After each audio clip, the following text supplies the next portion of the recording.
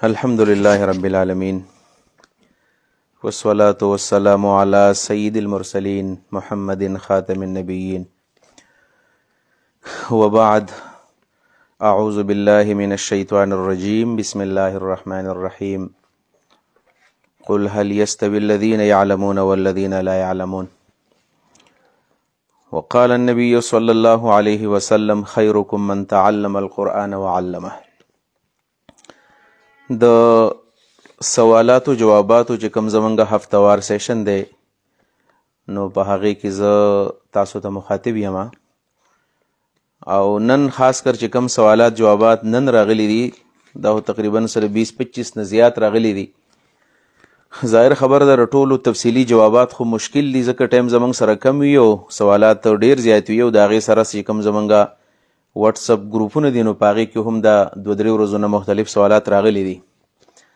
موږ کوشش کوو چې په واتساپ باندې موږ براه راست جواب فورا ورکو، خو کله کله داسې وي چې هغه سوال تفصیل غواړي او مفید موږ ته ډیر زیات ښکاره شي نو موږ غواړو چې هغه سوال هم موږ په دې سیشن کې بیا شامل کړو.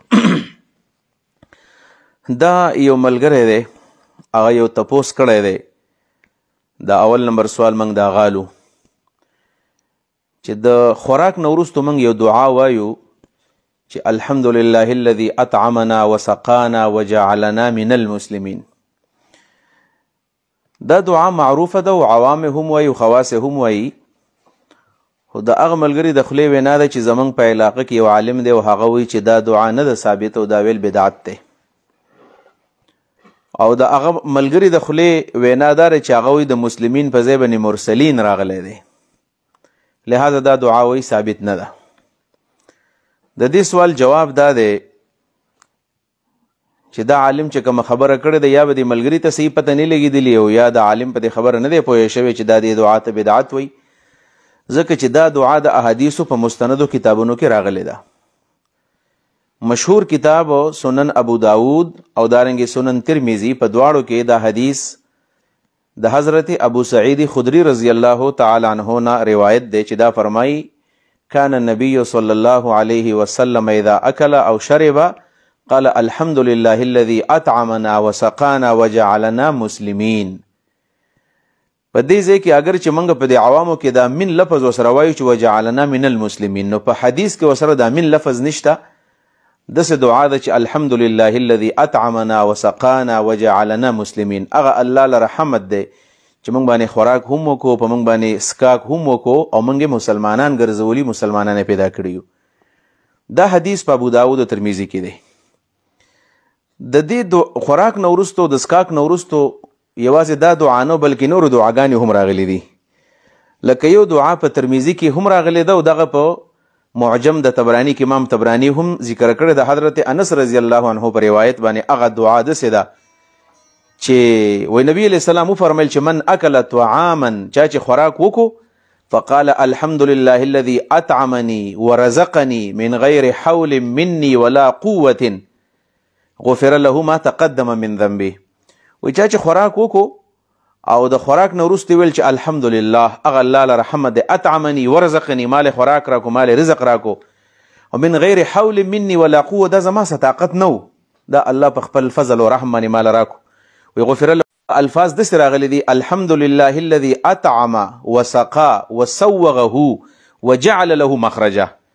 دا الفاظ داسې دي چې هغه الله له رحمت دی چې خوراک یې ربانې وکړو، اطعم وسقا او بې ربانې وسکلي، وسوغه دا ربانې تیر کړل، دا خوراک یې ربانې تیر کو زما د خولې په دې لاره باندې په دې پیپ لاړ معدې ته، او بیا وجعل له مخرجا بیا ول الله تعالی لارم ورکړل چې هغه په کلمه باندې بهر ووتل.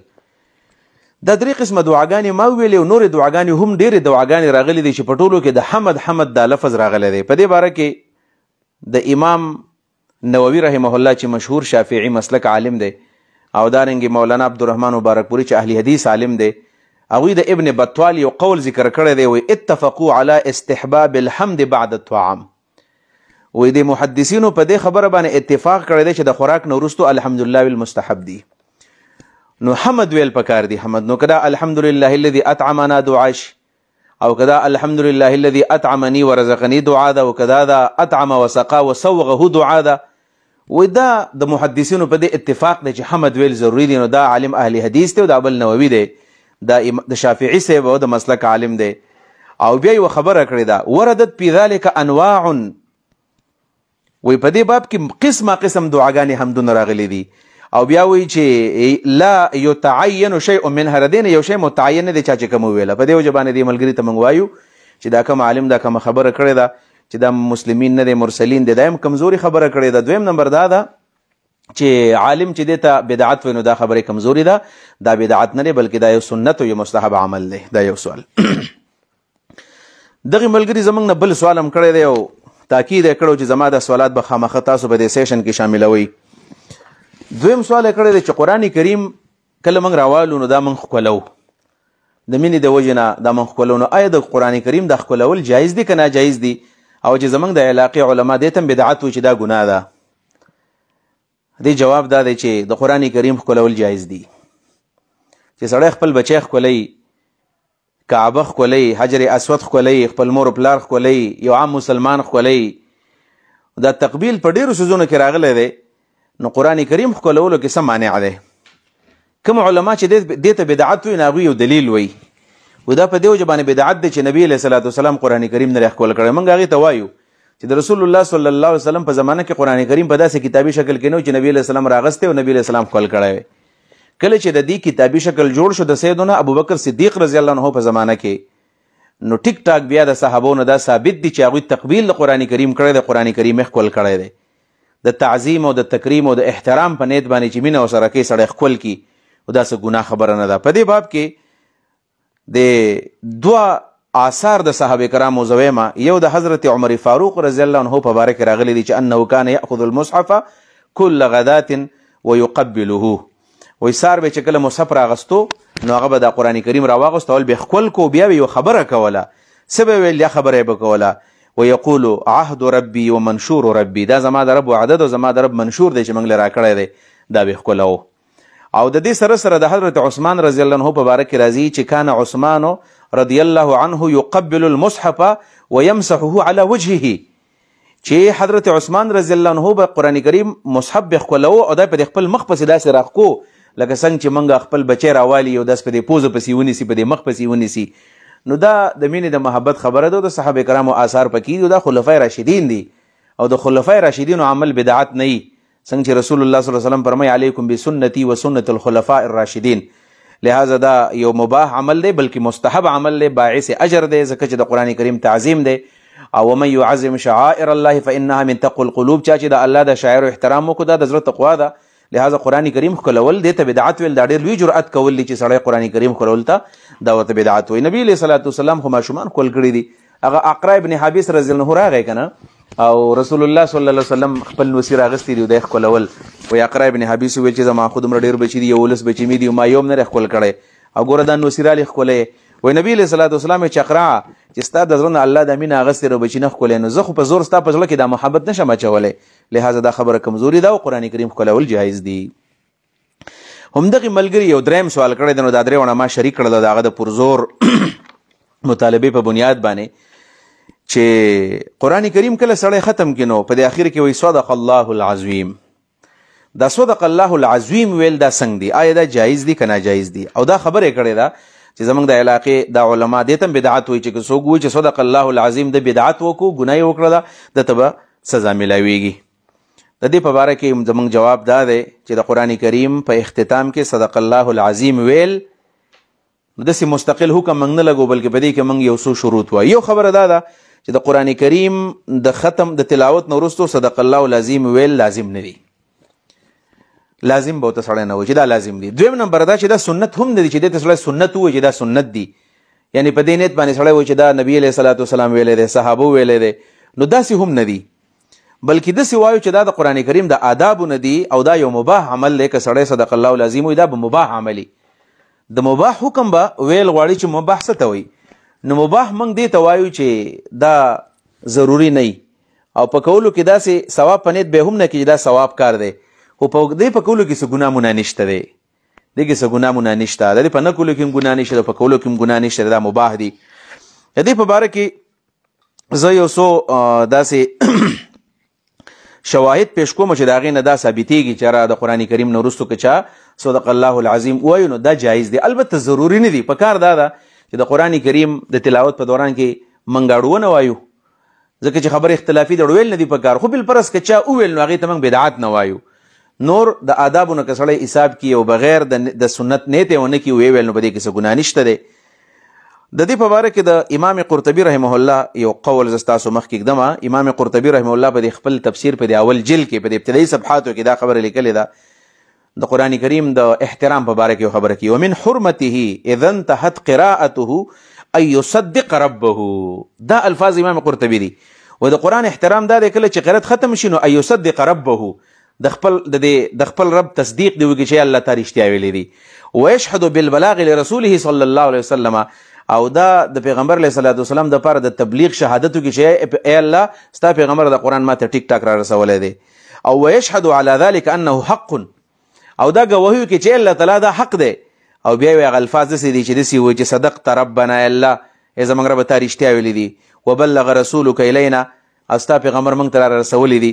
ونحن على ذلك من الشاهدین، او دا موږ په دې باندې ګواهو چې دا ټیک قرآن موږ ته راغلی دی. په دې وجه باندې امام قرطبي رحمة الله علیه فرمایي چې دا عمل جایز دی. او بل دا چې قرآن کریم کې د الفاظ غلي قل صدق الله، وایي چې الله رښتیا ویلي دي. نو صدق الله العظیم څه معنا ده؟ د صدق الله العظیم معنا ده چې زما رب څه ویلي دی، رښتیا ویلي دي.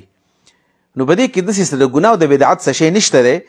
او بیا یو خبره دا ده چې د دې عمل نه سکوت شوی دی، یعنی دا مسکوت عنه خبره ده، مسکوت عنه. او زموږ د اصول فقه کتابونو دا لیکلي دي چې مسکوت عنه چې څومره دي د دې ادنا درجه مباح ده. څنګه چې حدیث کې راځي ان الله سکت عن اشیاء من غیر نسیان، الله د ډیر څیزونو نه بغیر د نسیان نه خاموش شوی دی. یعنی الله تعالی ته یاد و چې دا کارونه به کېږي، بیا هم د هغې حلال او حرامو ذکر نه دی کړی. نو فلا تبحثوا عنها، د هغې نه بحث مه کوئ، د هغې ادنا درجه دا څه شی وي، دا مباحي. د دې نه علاوه زه د الله تعالی رښتیا ویلي دي او د قرآن تصدیق کول دا د نورو احادیثو نه هم ثابتېږي. لکه بخاري شریف کې مشهور دعا ده، زه وایم هغه د ابن عباس رضی الله عنه نه دا ثابت دی چې رسول الله به کله راپاڅېد د پېشپني په ټیم کې دا الفاظ ویل اللهم لك الحمد انت نور السماوات والارض ومن فيهن. ای الله ته د اسمانونو د ځمکې نورې او په دې منځ کې چې سره دی نورم ته. بیا یو څو الفاظ ویل ولك الحمد انت قیوم السماوات والارض، ستا دپاره حمد دی او ته قیوم د اسمانونو ځمکې. بیا یو څو الفاظ داسې دي ووعدك حق وقولك حق ولقاؤك حق والجنة حق والنار حق والساعة حق او ومحمد حق والنبيون حق اللهم لك اسلمت وعليك توكلت وبك امنت واليك انبت وبك خاصمت واليك حاكمت فاغفر لي ما قدمت وما اخرت وما اسررت وما اعلنت انت المقدم وانت المؤخر لا اله الا انت. دا د نبی علیہ السلام روزانه اعمال چې نبی علیہ السلام به ساري کله راپاسېدو دا الفاظ په دې کې دام دی وقولك حق، ستا خبره حق ده او دا صدق الله العظیم. لهذا دا لازم نه رکه مونږ چې خامخه لازم ده. نو طریقه دا ده چې کله ویلم نه دی پکار او کله کله که سړی ووایي او دا به جایز وي. دا درې سوالات د دې ملګري هغه سر ته ورسېدل. دا یو ملګري سوال کړی دی، یو ملګري سوال کړی دی او بلکې دا سوال درې څلورو کسانو کړی دی. یو ملګري ویلی دی چې د دې سوال جواب تاسو په اردو ژبه کې ورکئ. نو زه به کوشش وکړم چې دا سوال پښتو کې هم وایم او اردو کې هم وایم. سوال دا دی چې یو سړی قرآن کریم تلاوت کوي او د دې تلاوت سره سره د قرآن کریم ترجمې ته هم سوچ کوي، نو دا تلاوت به څنګه وي؟ او ویلی دی چې مترجم قرآن سړی راوالي، مترجم قرآن چې د اردو د پښتو ترجمه لیکلی شوې ده او په دغه قرآن کې دا تلاوت کله کوي، نو دا جایز دی که ناجایز دی؟ نو بیا ویلی دی چې دلته یو مفتی صاحب د مفتی عبدالواحد قریشي په نوم باندې وایي، هغه ویلی دی چې دا گمراهي ده. د دې په باره کې تاسو رهنمایي وکړئ. تو ایک ساتھی نے یہ سوال پوچھا ہے کہ کیا مترجم قرآن میں تلاوت کرنا صحیح ہے؟ یہاں کوئی مفتی صاحب ہے جس کا نام ہے عبدالواحد قریشی صاحب، جو ایک مفتی ہے، مولوی صاحب ہے، انہوں نے کہا ہے کہ مترجم قرآن کے اندر تلاوت کرنا گمراہی اور ضلالت ہے. تو میں اس کے جواب میں بس یہی کہوں گا کہ انا للہ و انا الیہ راجعون، انا للہ و انا الیہ راجعون ہی میں کہہ سکتا ہوں، کیونکہ رسول اللہ صلی اللہ علیہ وسلم کی واضح ارشاد اس کے حوالے سے موجود ہے کہ رسول اللہ صلی اللہ علیہ وسلم نے یوں فرمایا ہے کہ قرآن کریم کو پکڑنا اور قرآن کریم کو سمجھنا، قرآن کریم کو سیکھنا، یعنی یہ اصل ہدایت یہی ہے. قرآن کریم ہدی للمتقین ہے. اور جو مشہور حدیث ہے جس میں رسول اللہ مبارک فرماتے ہیں ترکت فیکم امرین لن تدلوا ما تمسکتم بہما. یہاں آپ غور کر سکتے ہیں رسول اللہ کیا فرماتے ہیں, لن تدلوا لن تدلوا, جس کو ہم کہتے ہیں نفی تاکید بلند, جو ہمارے طلبہ جانتے ہیں, علماء کرام جانتے ہیں, لن تدلوا ما تمسکتم بہما, ہرگز ہرگز کبھی بھی آپ گمراہ نہ ہوں گے, نہ ہو جائیں گے جب تک آپ نے مضبوطی سے اس قرآن کریم کو اور سنت کو آپ نے اگر پکڑ لیا تو آپ گمراہ نہیں ہوں گے. لن تضلوا ما تمسکتم بہما. وہ دو چیزیں کیا ہے؟ ترکت فیکم امرین, میں دو چیزیں چھوڑ کر جا رہا ہوں, کتاب اللہ و سنت رسول. ایک اللہ کی کتاب ہے اور دوسرا وہ ہے رسول اللہ کی سنت. تو قرآن کریم کو ترجمہ کے ساتھ ہی پڑھنا چاہیے, یعنی قرآن کریم کو ترجمہ کے ساتھ پڑھنا چاہیے. اگر کوئی بندہ ہے قرآن کریم کی تلاوت کر رہا ہے لیکن وہ عربی زبان نہیں جانتا ہے اور نہ اس کے مفہوم پہ وہ یعنی سوچ اور غور نہیں کرتا, اس کو کیا فائدہ ملے گا؟ سوائے تلاوت کی کیا فائدہ, سوائے تلاوت کا فائدہ کیا ہوگا؟ یہ تو پھر اس وعید کے زمرے میں آتا ہے جس میں قرآن کریم میں اللہ رب العالمین خود فرماتے ہیں کہ یہ جو منافق لوگ ہیں اور یہ جو قرآن کریم کو نہیں سمجھنے والے لوگ ہیں, یہ کیا کرتے ہیں؟ یہ امانی کے پیچھے لگے ہوئے ہیں. امانی کیا ہے؟ صرف تلاوت کرتے ہیں. لہٰذا یہ عبد الواحد صاحب ہے جو بھی ہے تو بالکل غلط بات کی ہے. بلکہ یہ تو میرے خیال میں ایک دیوبندی مفتی ہے, اور دیوبندیوں کے جو سرخیل ہے جو ہمارے بہت بڑے ہیں, شیخ الہند رحمہ اللہ, جس نے ساری عمر دین کی خدمت کی ہے, ایک دفعہ خود انہیں کہا ہے کہ میں نے جو جیل کے اندر جب میں قید خانے میں گیا, صعوبت خانے میں گیا, اور میں نے سوچا کہ ہمارے مسلمانوں کی پستی کی کیا وجوہات ہے, تو انہیں کہا کہ مجھے دو وجوہات نظر آ گئی ہیں. دو وجوہات ہے بنیادی. ایک یہ ہے, ایک کہ ہم نے قرآن کریم کو چھوڑ دیا ہے, اور دوسری چیز, دوسرا وجہ بنیادی طور وہ مسلمانوں کی اختلاف ہے, مسلمانوں کے اندر باہمی اختلاف. یہ دو وہ چیزیں ہیں جنہوں نے مسلمانوں کا یعنی بیڑا غرق کر دیا ہے. اور یہاں مفتی صاحب یہ کہتے ہیں کہ قرآن کریم کو ترجمے کے ساتھ پڑھنا یہ گمراہی ہے. لہٰذا اصل میں بات یہ ہے کہ یہ جو لوگ ہیں یہ لوگوں کو ورغلانے کے لیے کوششیں کر رہے ہیں.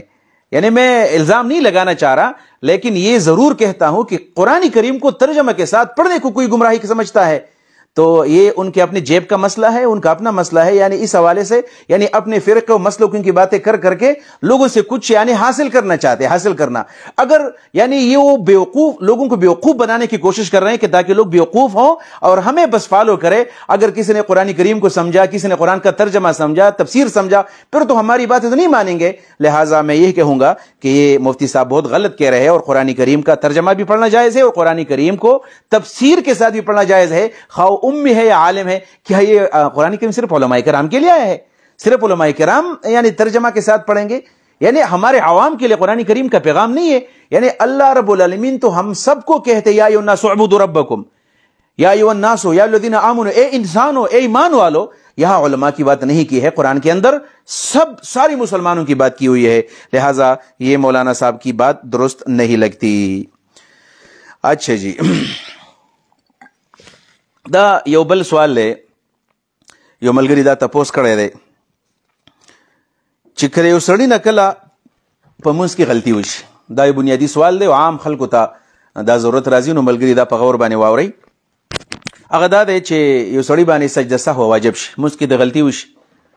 ظاهره خبر ده کله چې سجده سهو واجب شي نو په څه باندې واجبېږي؟ په فرضو کې تاخیر راشي, واجبو کې تاخیر راشي, واجب پاتې شي. دغه شان سړي شک راشي په منځ کې, په منځ کې ته زیاتې وشي, منځ کې ته کمې وشي. دا ټولې خبرې هغه دي چې په انسان سجده سهو واجبېږي. دغه مسلې اوس یو منځ کوونکي باندې سجده سهو واجب ده, نو ظاهره خبر ده چې هغه مشهوري طریقې دي, یا به د عبده رسوله پورې منځ ووایو, خې طرف ته سلام وګرځي, بیا به 2 سجدې ولګوي او د هغې نه پس بیا د اتحیات نه مونځ شروع کړي, وقنا عذاب النار پورې سلام به وګرځي. کوم چې حنفي طریقه ده دا په سنن د ابو داود کې راغلې ده, ابو داود شریف کې دغه طریقه ده. او دویمه طریقه دا ده, دویمه طریقه چې کله سړی وقنا عذاب النار پورې مونځ ختم کړي نو بیا به 2 سجدې ولګوي او د هغې نه پس به سلام وګرځي. او څنګه چې امام شافعي رحمه الله فرمایي اهل حدیث په دغه طریقه باندې سجده لګوي, سجده سهوه. نو دغه طریقه خو د سجدو شوله. البته یو سړی د سلام یې وګرځو او سجده سهو ترې پاتې شوله, نو مسله خدا ده چې په ترک د واجب باندې خو منځ واجب الاعاده ده. نو آیا دا سړی به د منځ اعاده کوي که نه به کوي, کله به کوي؟ د دې په باره کې مسله دا ده چې کله یو سړی منځ وکړو او د ده نه سجده سهو پاتې شوله او سلام یې وګرځو او دا سړی پاسې دو ځای پورې لاړو خبرې نه وي شروع کړې بیرته یې په ځای باندې کینی او د اتحیات لمونځ شروع کی او په هغه طریقه د سجده ولګي په کومه طریقه چې ته معلومه ده که دا په جومات کې دننه دی یعنې د څو پورې د خپل ځای نه وتلی نه دی د جومات نه بار نه دی وتلی دا د ده لپاره مسجد دی په دغه ځای کې د سجده واپس ولګوي او واپس دې راشي او د ده دا سجده وشوله واپس دې راشي البته که خبرې اترې یې وکړه د جومات نه بهر ووتو نو بیا د مونځو واپس دې نشي راتللی نو څه به کوي بیا به مونځو اعاده به کوي واپس بیا راګرځي خو فقهاو پکې خبره لیکل ده خبره دا ده بالفرض که دا وریاد ورته په وخت کې دننه شول یعنې د ماسپښین مونځ دی او د ماسپښین په ټیم کې ورته وریاد شول یا د مازدیګرې مونځ دی او د مازدیګرې په ټیم کې ورته وریاد شول نو بیا دې په دې وخت کې دننه دی اعاده وکړي ځکه دلته وایي واجب الاعاده فی الوقت دا د فقهي کتابونو لیکلي دي خو بالفرض که چېرته وخت یې لاړو د ماسپښین سجده وه او حتی د مازدیګر ټیم داخل شو نو بیا د دې اعاده په ده باندې واجب نه ده البته بعضې علماو لیکلي دي چې بهتر ده کوي کې خو نور په ده باندې نشته د مونځو شو نو مثلا دقه ده چې که د جومات نه بار نه دی وتلی نو بیا دا سجده لګولی شي البته که سړی په میدان کې دی چېرته یو میدان دی په هغې کې مونځ کوي نو هلته خو جومات نشته بیا به څه کوي و د هغې طریقه دا چې کوم ځای کې کمرې ممرې وي یا مطلب ونې وي د هغې نه چې نه دی اغوښتی نو بیا دې کښېني خپل مونځ پوره کړي او که د دې ونو نه د کمرو نه واغوښتو نو بیا مجلس بدل شوی دی بیا دې واپس دا نه کوي دا مسله شوله دا یو بل ملګري تپوس کړی دی هغه تپوس دا دی چې د سارې چې کوم موږ سنت کوو دا 2 رکعاته سنت دا مسله ډېره زیاته مشهوره ده او زه وایم چې په دې باندې د مسلمانان سوچ وکړي او ځان پې پوهه کړي او موږ بار دا مسله بیانو بدقسمتۍ نه څوک په دې عمل نه کوي ځان پې نه پوهه کوي هغه دا ده چې کله سړی د سارې منزله راشي سارې نو چې جومات ته راشي نو وګوري نو په جومات کې جمع ولاړه ده نو آیا ده ته دا حق حاصل دی چې دا 2 رکعاته سنت په منډه باندې وکړي او د هغې نه پس راولګي او بیا فرض وکړي د دې په باره کې د رسول الله صلی الله علیه وسلم طریقه دا ده چې د ساري د طلوع نه پس 2 رکعاته سنت به نبی علیه السلام کوله حدیث کې راځي د ټول لنډ مونځ به دا کوو په اول رکعت کې به قل یا ایها الکافرون وایو او په دویم کې به قل هو الله احد وایو عربي و چې د دې نه د دې مونځ نه لنډ مونځ نبی علیه السلام بل نه دی کړی بیا به نبی علیه السلام ناستو بل مونځ اړو ثابت نه دی د دې 2 رکعاتو نه پس په نبی علیه السلام بیا 2 رکعاته فرض وکړل دغه معمول د نبی علیه الصلاه والسلام د نو ځان له دا معمول جوړول پکار دی چې موږ سار وختي جمع لاړ شو مخکې 2 رکعاته سنت وکړو او بیا دغه نه پس په جمع کې شریک شو خو بالفرض که سړی ناوخته راغی نو څه به کوي امام مالک رحمه الله په دې باب کې فرمایي که د جومات نه بار دی چېرته په کور کې دی د جومات نه بار دی دننه جمع ولاړه ده نو جمع ځان له په جومات کې ده نو بار 2 رکعاته مونځ کولی شي دا سنت بیا ځان له بار کولی شي بیا دې راشي په جومات کې دی د امام سره شریک شي په احنافو کې د امام محمد رحمت الله علیه رای دا ده چې که دا بالفرض جومات ته راغی غټ جومات دی او دا د جومات په دروازه کې ولاړ دی او د امام د قرت نه اوري دومره غټ جومات دی نو جومات په ګوټ کې 2 رکعاته وکړي او د هغې نه پس دې ورشي او بیا دې په دې جمع کې شریک شي دا د فقهاو آرا دي د فقهاو آرا خو بل طرف ته جناب نبی کریم صلی الله علیه وسلم فرمایي موږ به په کومه مسله کې واضح ارشاد د رسول الله صلی الله علیه وسلم موجود وي نو هلته که د غټ نه غټ فقیه هم یو خبره کړل نو هغه پرېښودل غواړي هغه دا ده چې رسول الله صلی الله علیه وسلم فرمایي چې اذا اقیمت الصلاة المکتوبة اذا اقیمت الصلاة المکتوبة فلا صلاة الا المکتوبة چې کله فرض مونځ ودرېږي فرض مونځ فلا صلاة الا المکتوبه نو صرف او صرف دغه فرض مونځ کېږي فلا صلاة یو مونځ هم نه کېږي فلا صلاة یو مونځ هم نه کېږي نه نفل کېږي نه فرض کېږي نه سنت کېږي نه قضا کېږي نه د اختر مونځ کېږي او نه د صلات کسوف کېږي او نه خصوب کېږي یو مونځ هم نه کېږي دغه فرض مونځ په ده باندې واجب شو بیا لہذا د ساري چې کله جمع ولاړه ده نو که دا بیخي امام الله اکبر ولې نه دی ویلی فورا ورشه او هغه پسې ودرېږه سنت به کله کې د سنتو لپاره بیا په ترمذي کې حدیث چې نور راوختو نو د هغې نه پسې وکړه دغه طریقه نبي علیه السلام قولي حدیث دا دی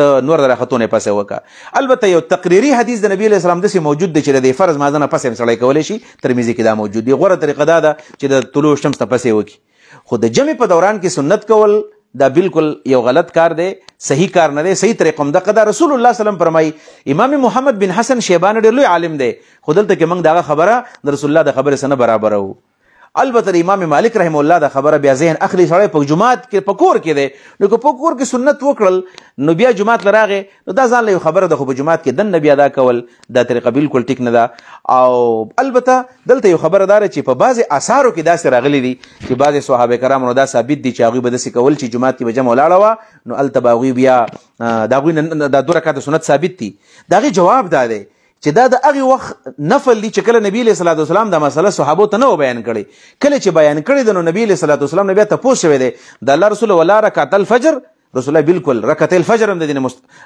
رکعت الفجر کوم چې د ساري 2 رکعات دا هم نه کوي. یعنی د رسول الله نه تپوس په دې باره کې وشو چې که جمع ولاړ یو د ساري دا 2 رکعات سنت د چا نه پاتې نو بیا ویل که د ساري سنت هم پاتې دام نشي کولی. په دې کې خو صفا عبارت نسته په دې باب کې. لہذا دا عمل وران دی، دا ټیک نه دی.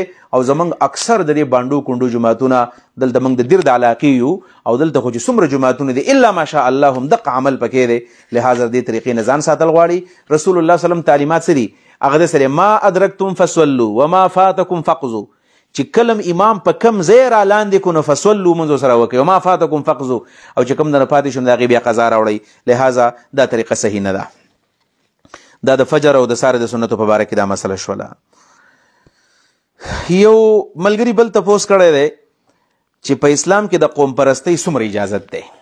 په اسلام کې د قوم پرستۍ څومره اجازت دی؟ ځکه چې علما کرام د قوم پرستۍ ډیر زیات مذمت بیانوي. نو موږ هم مذمت بیانو. رسول الله صلی الله علیه وسلم د قوم پرستۍ د نارو په باره کې ویلو دعوها فانها منتنه، پرېږدئ دا نارې، دا خو بدبویدارې دي، دا خو بد بوی کې اسخا بوی ته خیږي، دا مه وهئ. نبي علیه الصلاة والسلام منع کړه، دعوها، پرېږدئ. دا ابن حبان زموږ سره پروت دی، صحیح د ابن حبان. په دې کې روایت دی چې رسول الله صلی الله علیه وسلم فرمایي چې لیس منا من دعا الی العصبیه، دا زما امتی نه دی چې دا عصبیت ته او قوم پرستی ته او لسانیت ته او رنګ نسل ته خلک رابلي، دا زما امتی نه دی. نو که موږ د قوم په نوم تنظیمونه جوړو، په هغې کې مشریانې کشریانې کوو او موږ خلک هغې ته رابلو او په هغې کې د خلکو نومونه لیکو، دا زما د قوم سړی دی، او تنظیم سازیانې د قوم په نوم باندې موږ شروع کړل، یو خلک هم د اسلام نه رادې خوا کوو، رادې خوا کوو، د مسلمان هم راشو کوو. په دې قوم پرستۍ کې خلک څه کوي؟ په دې قوم پرستۍ کې دا و چې زه به د خپل دیر، موږ به وخیل موږ صرف دیروجیان یو، موږ به دا ویلو یاره دیر خلک یو، پاکستانیان یو، مسلمانان یو، د دیر خلک یو. اوس چې ګورو نو په دیر کې په کم قوم معنی نو اوس قومونه دي، دا پلانی قوم دی، دا مومن دی، عثمان خیل دی، او دا یوسفزی دی، او دا روغانی دی، او دا وردګ دی، او دا ګوجر دی، او دا پښتون دی، او دا پلانی دی، او دا پلانی دی. نو داسې تقسیم در تقسیم دا شی بل طرف ته لاړو. ځکه رسول الله فرمایي لیس منا من دعا الی العصبیه، زما امتی نه دی څوک چې عصبیت ته خلک رابلي. او دویم لیس منا من قاتل للعصبیه، هغه سړی زما امتی نه دی چې د عصبیت دپاره جنګونه کوي یو بل سره، د عصبیت دپاره جنګ کوي، توره راغستې ده، ټوپک یې راغستی دی، قلم یې راغستی دی، او د قوم پرستۍ دپاره جنګ کوي. جنګ الیکشن سیاست هم د قومیت د قوم په نوم باندې کوي. بېشماره داسې قومونه ماته معلوم دي چې هغوی د ځان د قوم دپاره منبر مقرر کړي، دا د شرسي، دا پوډري، دا چرس خرڅوي، دا سمګلینګ کوي، دا بدعمله دی، د اړو کردار نشته دی.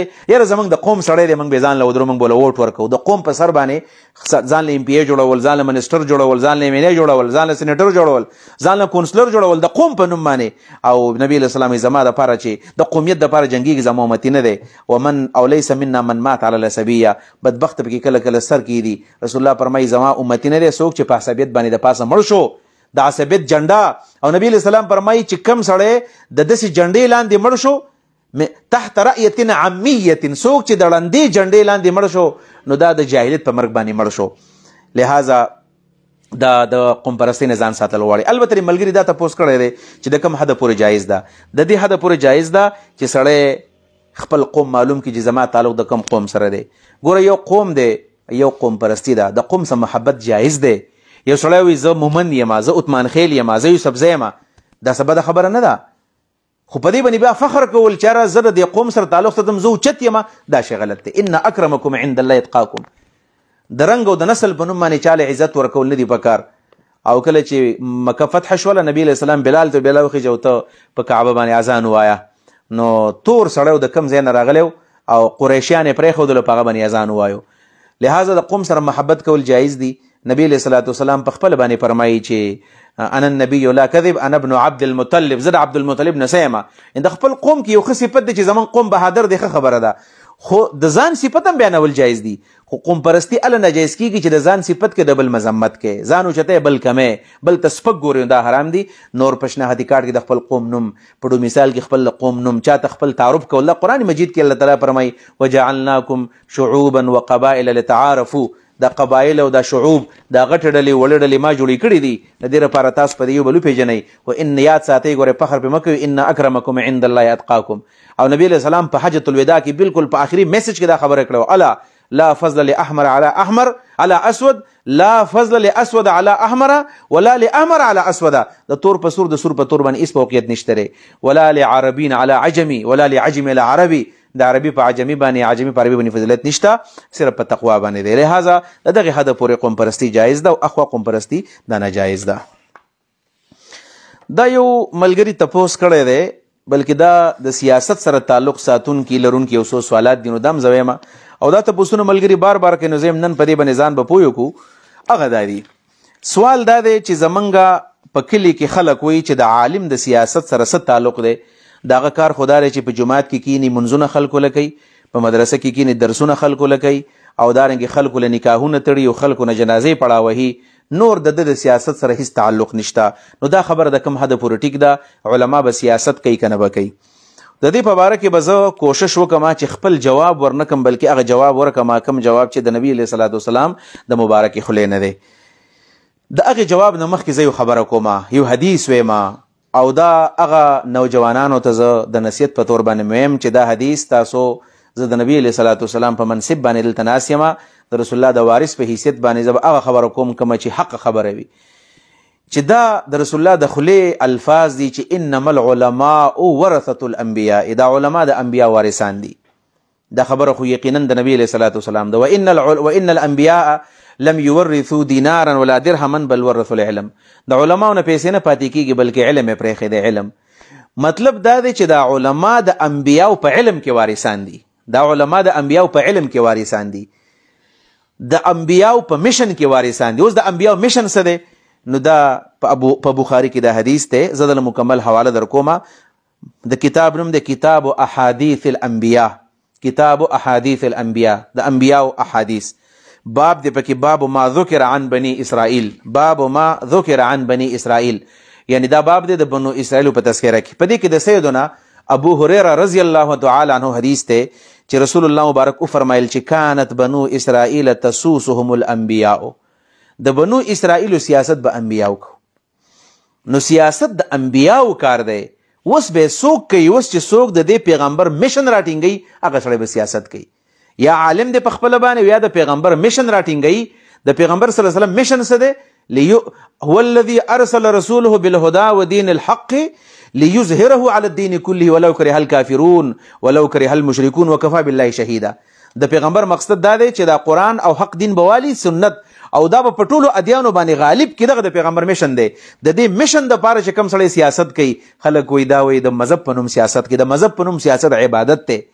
د مذهب په نوم سیاست کول دا عبادت ته ځکه چې رسول الله فرمایي كانت بنو اسرائیل تسوسهم الانبیاء د انبیاء سیاست به بنو چا کو د بنو اسرائیل انبیاء بکو. بیا سوي کلما هلك نبي خلفه نبي چې کله به یو وفات شو بل براغه بل به حکمران شو. د داود علیه السلام په سليمان علیه السلام بیا نبی علیه السلام فرمایي وانه لا نبي بعد زمانه پس پیغمبر ناراضي. نو څه مطلب دی زمانه پس به علما د عمل کوي زمانه پس به هغه خلک دا کار کوي څوک چې زما مشن راټینګي وسيكون خلفاء فيكثرون زمانه پس به خلیفګان ډېر ګڼ برازي. نو صحابه تاسو قالوا فما تأمرنا اے پیغمبر سو حکم راته کې قال فو بیعت الاول فالاول چې د چا سم بیعت کو هغه راټینګي بس د اول سړي بیعت وکي او بیا سوي اعطوهم حقهم اغوی خپل حق ورکي دی خلکو لرای ورکي دی خلکو لرای ورکي او فان الله سائلهم عما استرعاهم د دې رعیت ته پوس بل الله ردوی بیا کوي. لہذا د عالم کار سیاست دی. البته هر عالم نه غوري په دې خبر ځان په یول غواړي د دې عالم نه مراد غوري هغه عالم نه چې پټکې په سر کړی دی او شروانی زما په شانې چولې ده او بس د مدرسې نه فارغ دی نو کدا اغلا کوي خیر دی کدا دوکې کوي خیر دی کدا سودم کوي خیر دی نه جی عالم چاته وي چې دا د سیاست په امور باندې پويږي. عالم بالسیاست الشرعیه هغه عالم چې دا سیاست شرعی پیژني هغه اسلامی شریعت پیژني هغه اسلامی نظام پیژني د قرآن او سنت ماهر دی دغه ته ویل کیږي. نور دا مطلب نه چې خامخه به شیخ الحدیث بودريږي مفتی بودريږي ځکه چې د رسول الله په صحابو کې د رسول الله د مرګ نه پس کم صحابي ته زیاته حدیث یادو. ابو هريره ته 5364 حدیث ورته یادو خو مشری چا کړی دا ابوبکر کړی بیا عمر کړی بیا عثمان کړی بیا علي کړی دا او دا هغه چې دومره ډیر ګڼ احادیث دی نقل نه دي. لہذا دا خبره کمزوري ده او عالم سیاست کولی شو دغه کار دی دا به کوي.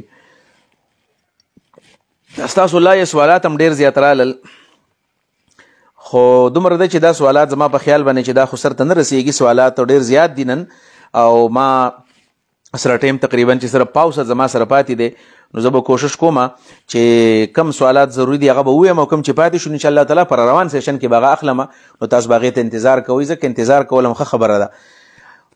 بل سوال دا دی چې اسلام کې جمهوریت شته او که نشته او په اسلام کې د اکثریت څه اهمیت دی؟ په دې پاکستان کې چې کوم جمهوریت دی دا جایز دی که ناجایز دی؟ دا درې سوالات یو شوي دي. موږ چې دا مسلې کله بیانو نو بعضې ناپوهه ورته زه وایم ناپوهه خلک وایي یاره دا مولا جمهوري دی او دا د جمهوریت حمایت کوي او دا ووټونه غواړي او دا د ووټونو خبره کوي. نو الحمدلله موږ به هغه خبره کوو کوم چې موږ ته د قرآن سنت نه معلومه شوې ده. موږ پرې ځان ښه پوهه کړی دی. د چا شپیلی نه وهو او نه د چا باجه وهو چې بل چا راته څه په غوږ کې ویلي دی موږ به هغه وایو. قرآن سنت هم چې څه یاد کړي هغه به وایو. په اسلام کې جمهوریت اول خبر خو مولانا مودودي رحمه الله فرمایي دا جمهور اصطلاح د مسلمانانو ده د کافرانو نه ده. په مغرب کې او په ویسټ کې د ډیموکراسي اصطلاح شته خو دا جمهوریت او د جمهور اصطلاح د مسلمانانو ده. یو سړی و چې جمهوریت کفر دی او کفر دی او کفر دی او چې څوک یې کوي نو دا کافر دی نو دا اصطلاح خو د مغرب نه ده خو د مشرق اصطلاح ده. دا خو زمونږ په دې کتابونو کې دا د جمهور رای د جمهور لحاظ جمهوریت صرف په دې باندې چاره ډیر خلک یو طرف ته شلو لږ خلک بل طرف ته شلو ډیر وګټله دې ته شرک ویلو دا ډیره د ناپوهۍ خبره ده. دا خبره زما په غور باندې واورئ. کم ملګري چې دې ته ښه غوږ کېښودو انشاءالله الله به پې پوه کړي. یو خو دا ده چې څه ته موږ ډیموکراسي وایو که نه هغې ته ویسټرن ډیموکراسي او مغربي جمهوریت ورته وایي. نو په مغربي جمهوریت کې خو دا خبره د غالبا د ایډم سمیت ته که د چا د زمانه خو غالبا نوم یېرېږي خو آدم سمیت دی هغه وایي چې دا ډیموکراسي ته وایي دا ګورمنټ اف د پیپل بای د پیپل فار د پیپل دی. ګورمنټ اف د پیپل دا د عوامو حکومت دی او بای د پیپل د عوامو د پاسه دی او فار د پیپل د عوامو د پاره دی. یعنی عوام چې څه فیصله کوي 2/3 میجارټي په 2/3 میجارټي باندې هغوی قانون سازي کوي او په سمپل میجارټي باندې هغوی حکومت راولي. سمپل میجارټي څوک زیات شي د هغوی حکومت وي څوک چې کم د هغوی پوزیشن او بل دا چې 2/3 میجارټي باندې هغوی بیا قانون سازي لیجسلیشن هم کولی شي بل پاس کولی شي اډیننس پاس کولی شي. یو خو هغه دی په دې کې چې عوام څه غواړي نو دا به قانوني. دغه جمهوریت بالفرض که سړی وایي چې مسلمانان هم عوام به څه کوي او څه چې غواړي یا به قانوني نه موږ دا وایو چې نه قانون د الله تعالی ان الحکم الا لله. بالفرض که یو جمهوري نظام دی دا پاکستان دی بل ځای دی بل ځای دی په دې یعنی طریقه دا کومه طریقه چې د حکومت سازي دغه په دې جمهوري روایات دي خو په هغې کې د الله حاکمیت منلی کېږي.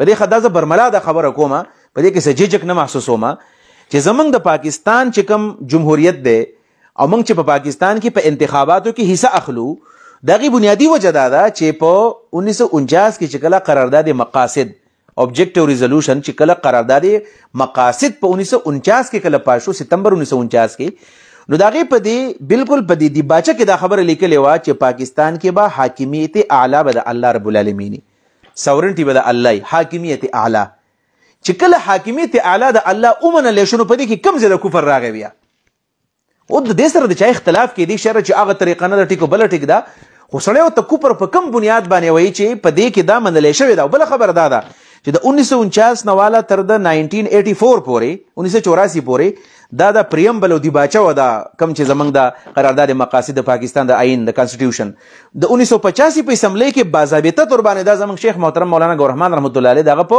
تجویز باندې دا د آئین مستقل حصه ګرځولی شوې ده ابجیکټیو ریزولوشن قرارداد مقاصد. نو په دې کې دا خبره منلی شوې ده چې پاکستان کې به حاکمیت او اقتدار اعلی د به د الله بلکې په هغې کې خو دومره ناشنا خبرې لیکلې وې چې په دې کې بس سپریم لا به قرآن او سنت قرآن او سپریم لا به د دې لپاره بل قانون باندې جوړیږي سپریم لا بدای بارادس قانون چې ورته ویل کېږي. او په دې کې دا خبره و چې په دې کې به د اسلام او د قرآن او سنت خلاف قانون سازي او لیجسلیشن کېږي نو او که شوي دی بالپور معطل شي دومره کلیر نظام دی داسې لاس پیدا کول پکار دي چې دا پیدا شي او د دې امپلیمنټیشن وکړي د تنفیذ په پاکستان کې وکړي. پاتې شو دا جمهوریت پکې سړی موږ ته کافران وایي او مشرکان پکې وایي نو زه حیران یم دې خبرې ته پاکستان کې څوک اوسېږي. ګوره موږ پکې اوسېږو جماعت اسلامي پکې اوسېږي زما تعلق جماعت اسلامي سره دی ظاهره ده یو سیاسي تعلق د هر چا سره دیوبندیان د هغوی تنظیم د جمعیت علماء اسلام JUIF باقي د هغوی په الیکشن کې سالي مفتی محمود صاحب پکې اغستې وه د غزوې په الرحمن صاحب پکې سالي. په پاکستان کې مشهور اهل حدیث عالم چې ډېر اوچت سړی و او اهل حدیث هغه د سند په طور باندې پیش کوي علامه احسان الهي ظهیر صاحب علامه احسان الهي ظهیر دغه چې کوم خاندان دی دغه چې کوم ابتسام الهي ظهیر دلی او هشام دلی هغوی الیکشن کې باقي دی سالي. بلکې اهل حدیث پکې ملي مسلم لیگ جوړ کړی دی او الله اکبر تحریک دا په الیکشن کې واقع دی سالي بریلیان علما په دې کې سالي یعنی اخر په پاکستان کې کم داسې مقتدر حلقه د علماو ده چې هغوی په دې کې حصه نه ده اخیستې او بیا ورته کافر وایي کوپر ورته سړی وایي په کار ده چې په دې باندې سړی ځان پوهه کړي چې یو هغه جمهوریت دی کم چې د مغرب دی او په هغې کې د عوامو د رای مطابق به قانون سازي کېږي پاکستان کې به د عوامو حکومت نه د اسلام حکومت وي او بل پاکستان کې خو د هغې دپاره بیا اسلامي نظریات کونسل جوړ شوی دی که چېرته لکه دا د ټرانسجنډر دا مسله چې الله دې مشتاق احمد خان باندې رحم وکړي 15 کاله پس یو مړی راویستو او هغې په دې خلکو باندې ومنو د ټرانسجنډر اکټ چې کوم راغلی دی د 2018 اوس راویستو او هغه باقاعده ولېږلی شو وفاقي شرع عدالت ته پسې لاړو هلته لاړو هغې فیصله وکړه دا د شریعت خلاف دی نو دا خو بالکل صحیح کار دی لہذا داسې لاس پیدا کول پکار دی چې هغوی د دې نظام امپلیمنټیشن او تنفیذ وکړي زموږ درخواست دا دی چې د هغې خلکو له تاسو رایې مه ورکوئ کوم چې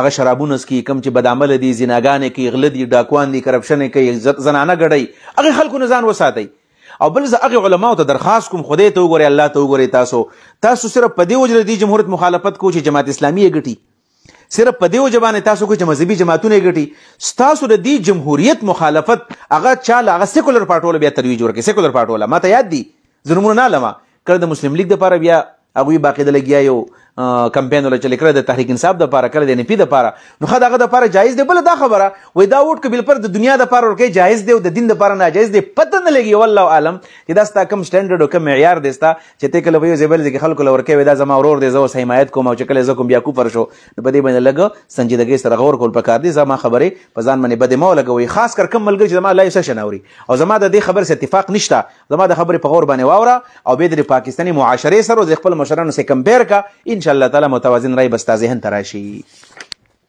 سوالات ډیر زیات دي خو زه به یو سوال دو درې علم او بیا به دا بس کوم ځکه چې خبره ډېره اوږده شوله خاص کر دا یو ملګري تپوس کړی دی د سوات یو ملګری دی او زما په خیال زما د سیشن ته به ناست دي او وایي چې دا به خامخه تاسو وایي هغه مسله د نکاح یو مسله د نو هغه زه ویمه د سوات او د کالام یو ملګری دی منګورې نه هغه عبدالغفور بای هغه یو تپوس کړی دی ما ولا اگر چې جواب ورکړی هغه ویل چې لا یو وایي عبدالغفور ورو یو ډېر اوږد سوال کړی دی ما زه به اسان وي ملت ته تفصیل بیان کا هغه وایي چې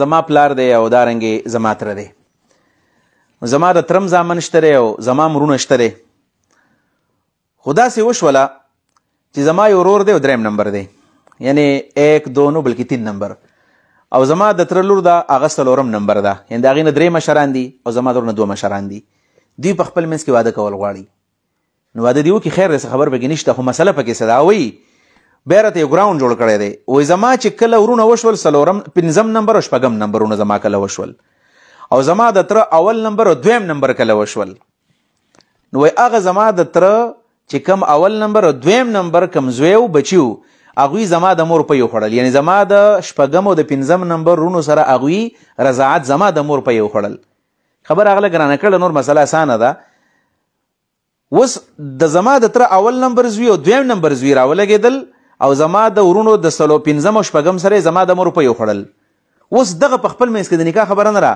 زما ورور د 3 نمبر او زما د تره لور د 4 نمبر هغوی په خپل منځ کې نکاح کول غواړي دا نکاح کېږي که نه کېږي نو ما ورته ویل زه بیا درته اسانه کړمه چې دا دې مسلې ته موږ داسې وایو چې د رضاعي ورور د نسبي خور سره نکاح کېږي که نه کېږي موږ ته حاصل دا راویستو یعنی د چا رضاعي ورور دی د هغې رضاعي ورور د نسبي خور سره سړی واده کولی شي که نشي کولی د هغې جواب دا چې دا صورت عین په هدایه کې موجود دی په کتاب النکاح کې هغه الفاظ واوره چې دا صورت جایز دی چې یو سړی د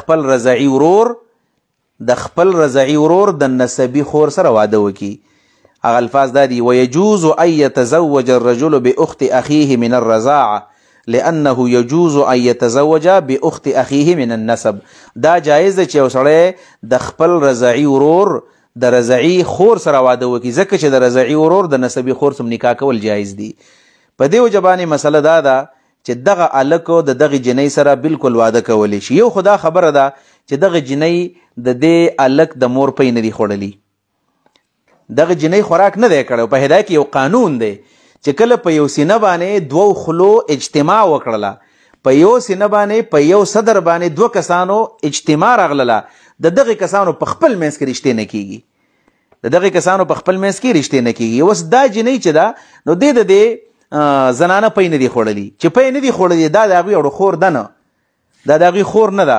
هغه کسان صرف او صرف ستاسو ورونه په دې کې څوک دي؟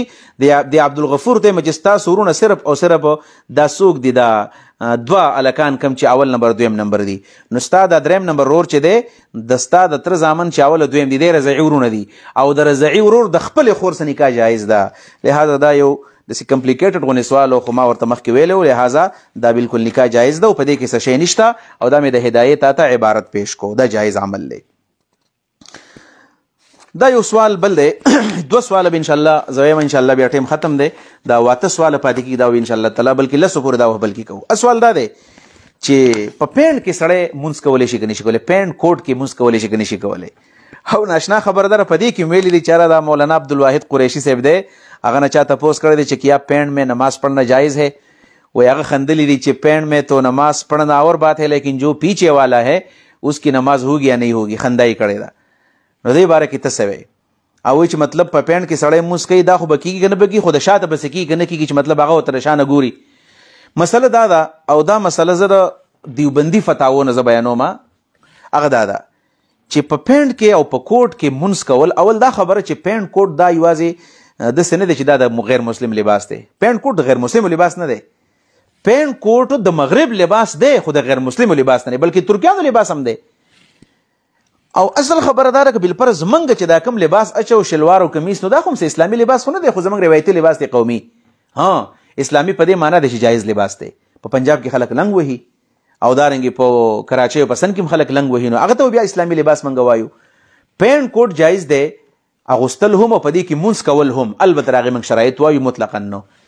یو شرط ورته دا چې بیخي ټیټ بنئ، ټیټ بالکل ټیټ بنئ، چې بالکل ټیټ په بدن پسې لګېدلی و نو دې کې بیا مونځ مکروه دی. یو دویم نمبر دا چې په دې پینډ کوټ کې به د انسان د اعضا چې دي جدا جدا به نه ښکاري، علیحده علیحده به نه ښکاره کېږي. لکه زنانه ده نو د هغې هغه پکې نه ښکاره کېږي، نارینه دی هغه پکې نه ښکاره کېږي.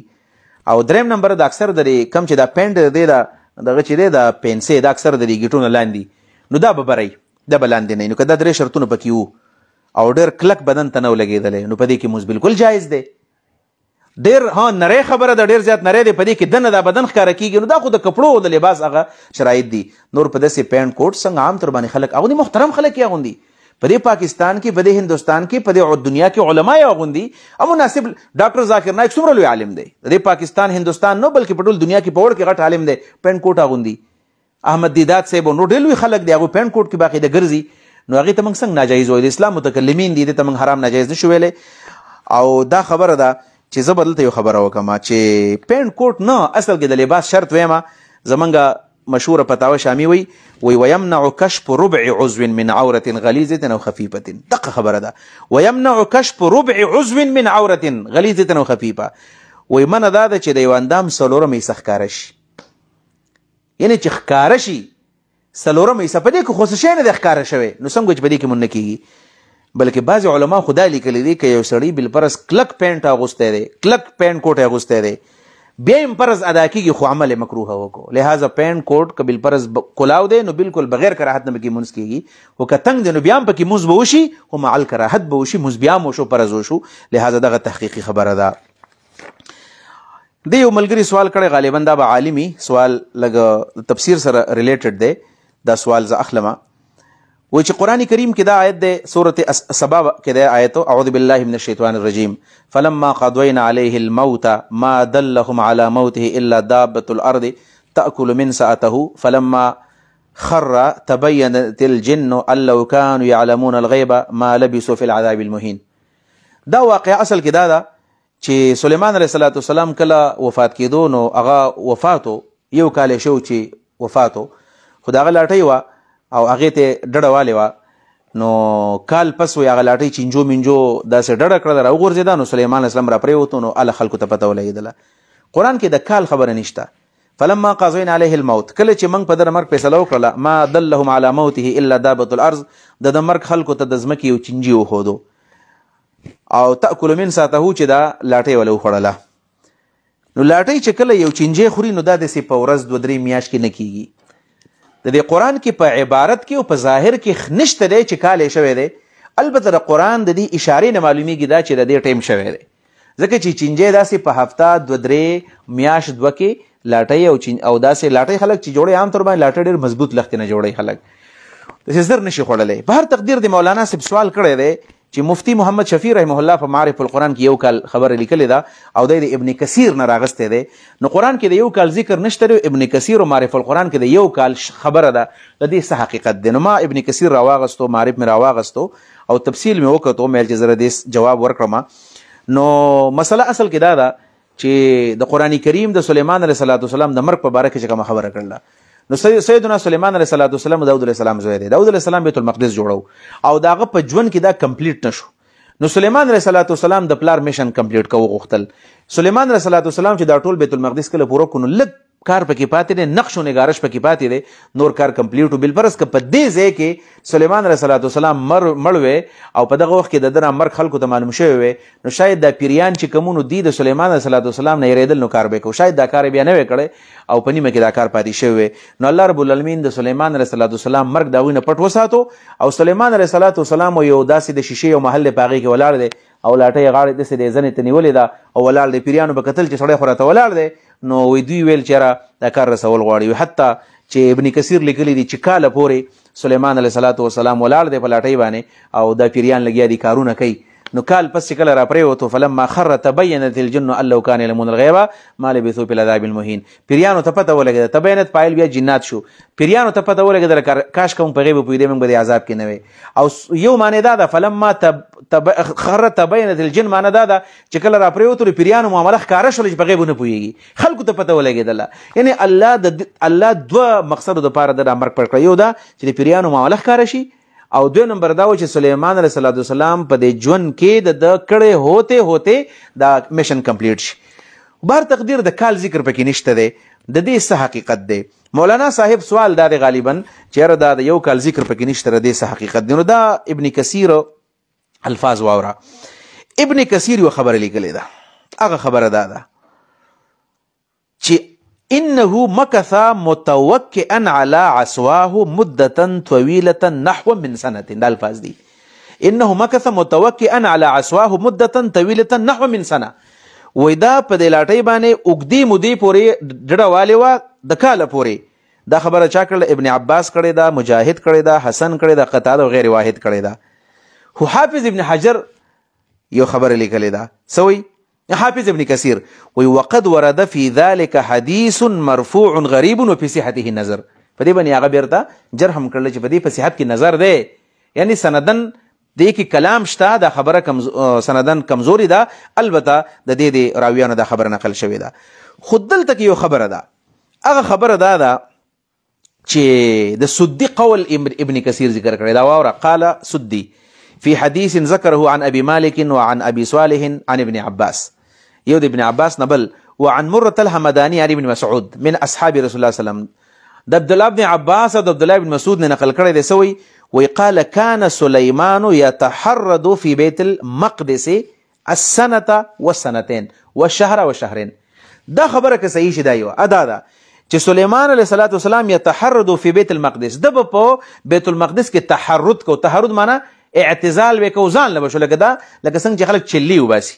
نو سلیمان علیه السلام به وی کله کله یو کال پورې بیت المقدس کې ځان له شو چې زما د عبادت طریقه وا چې تاسو به مال نه زین راځي. او شهر و شهرین کله میاشت 2 میاشتې بداتلو. نو میبي ممکن دا چې دا کم کال ابن کثیر لیکل دی او د کم قول ذکر کړی دی او کم حدیث ذکر کړی دی، حدیث مرفوع غریب.